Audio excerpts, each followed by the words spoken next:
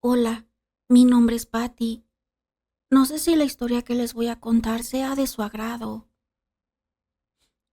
pero para mí tiene un significado, porque son las vivencias de mi querida abuela y el recuerdo de una gran pena, esa tristeza y dolor, ese pesar con el que vivió mi abuela y esa frase que mi abuela tenía antes de empezarnos a contar la historia tan dolorosa. Esa frase era: aquellos tiempos viejos. Suspiraba con tristeza y comenzaba a contar, desde que ella era niña hasta cuando fue madre de 7 mujeres.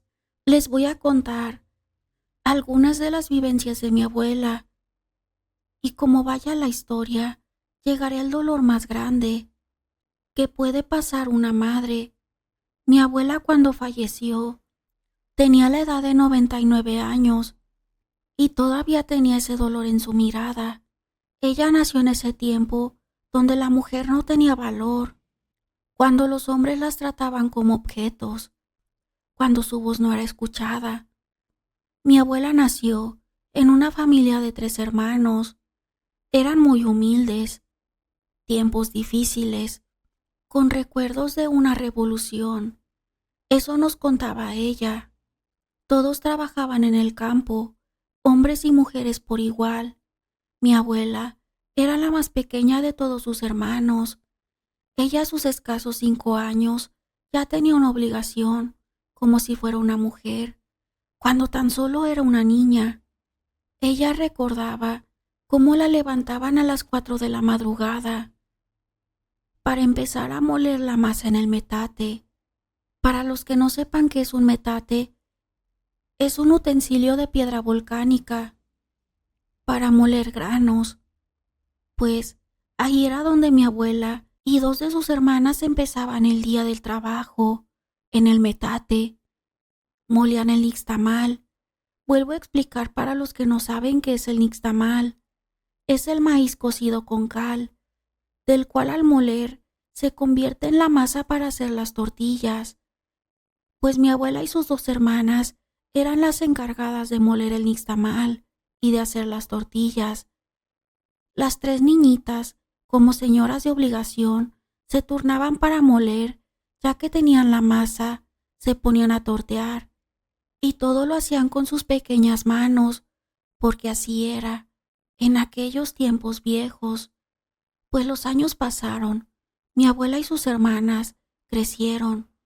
Cuando mi abuela tenía la edad de 16 años, un hombre mayor que ella se la robó, así como lo están escuchando. Contaba mi abuela que ya tenía días un hombre pasando muy cerca de donde ella vivía y la miraba mucho. Ella sentía miedo cada que lo veía. Una tarde, su mamá la mandó al río a traer agua.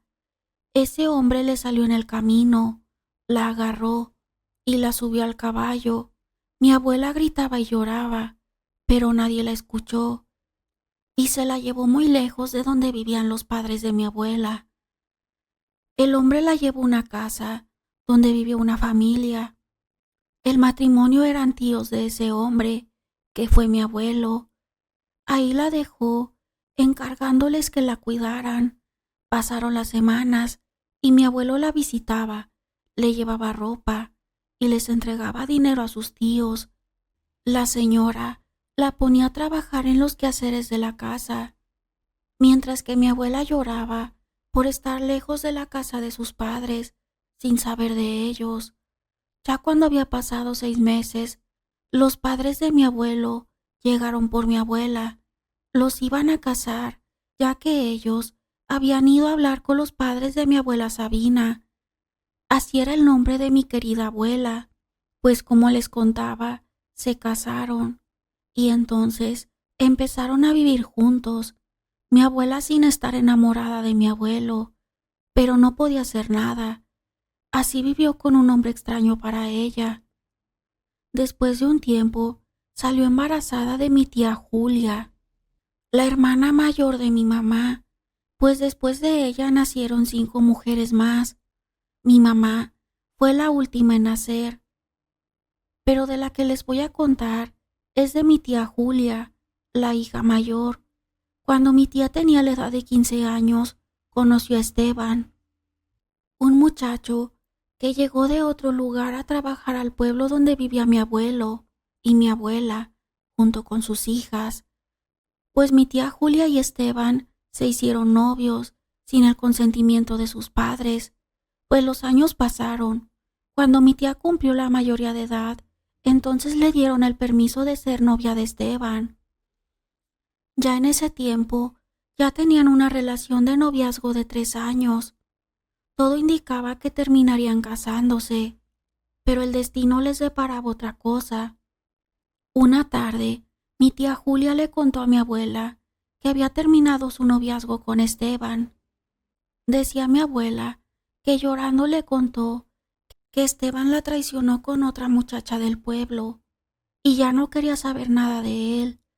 Así pasaron las semanas y Esteban empezó a buscar a mi tía, pero ella le dio un rotundo: no voy a volver contigo. Pasaron unos meses y Esteban se llevó por la fuerza a mi tía.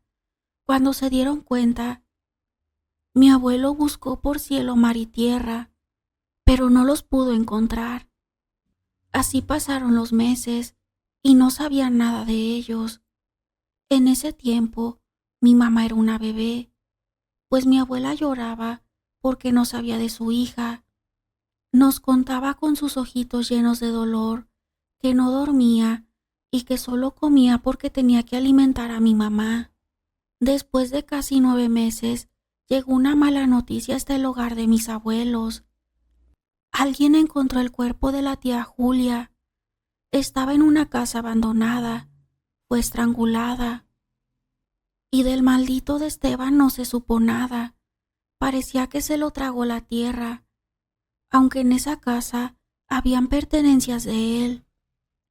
Mi abuela sintió el peor dolor de una madre, y es enterrar un hijo.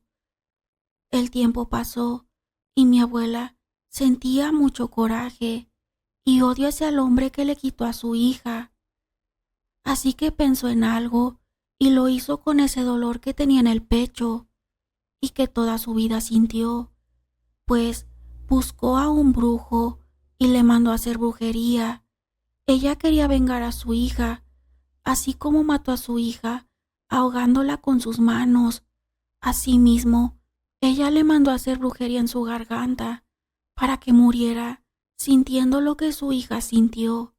Pasó el tiempo y mi abuela no sabía nada si la brujería había funcionado o no, pero un día una señora que conocía a la familia de Esteban le contó a mi abuela que fue para donde vivía esa familia y se enteró de la muerte de Esteban.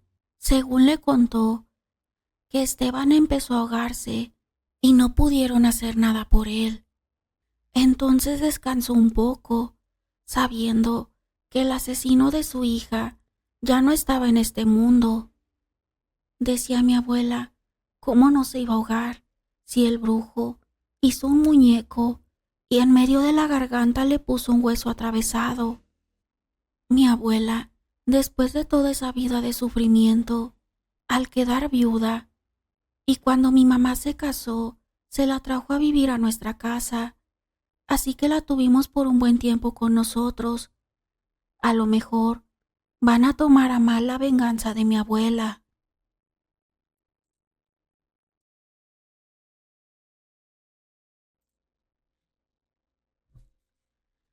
Desde que tenía 14 años, he creído en la Santa Muerte. Para mí es un ser bueno y que siempre ha estado ahí para mí. Y le estoy muy agradecida por todo lo que ha hecho por mí.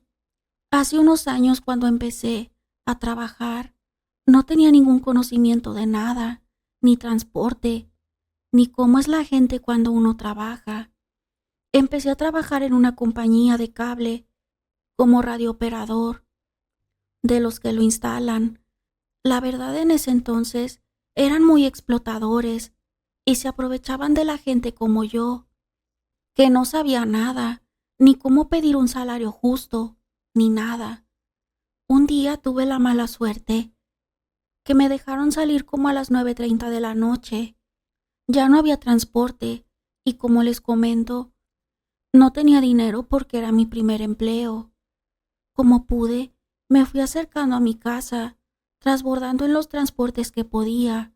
Cuando ya estaba a 3 pueblos del mío, tuve que hacer otra parada, que yo sabía que era oscura y a pie de carretera y que era muy peligrosa, pero no tenía otra opción. Me encomendé a mi Santísima Muerte, que me cuidara. Ya era tarde y era peligroso. Cuando llegué, en ese mismo lugar, estaba una persona. Al llegar, vi que era una señora mayor, con un bastón. Empezamos a platicar, ya más tranquila, y justo pasó un taxi, pero solo se podía subir una persona. La señora fue muy amable. Me dijo: ve tú en ese taxi, yo voy a estar bien. Pero como les comento, era de noche, muy oscuro y peligroso. No pude dejarla ahí. Le dije: ahorita ya vendrá otro. Como a los minutos pasó el camión. Les comento, ya era de noche y asaltan. No podía pasar el camión ahí, pero en ese momento no lo noté. Me subí con la señora, nos sentamos juntas y cuando bajé del camión, la señora me dijo que ella iba más lejos. Bajé y cuando me di la vuelta para despedirme, el camionero apagó la luz y por la serie que medio alumbraba, me di cuenta que iba solo el camión. Yo sé que era mi niña que me iba cuidando. Es un ser de luz que ha estado para mí siempre y le agradezco por todo. Gracias. Antes de despedirme, me gustaría mandar saludos para Elia Guzmán Hernández, que nos escucha desde Chilpancingo Guerrero, para María Mancilla y a la familia Alarcón Mancilla, que nos escuchan desde Newark, New Jersey, y a la familia Mancilla Martínez del estado de Morelos. A todos y cada uno de ustedes les agradezco mucho por el apoyo. Les mando un fuerte abrazo. Por ahora me despido y nos vemos en el próximo video.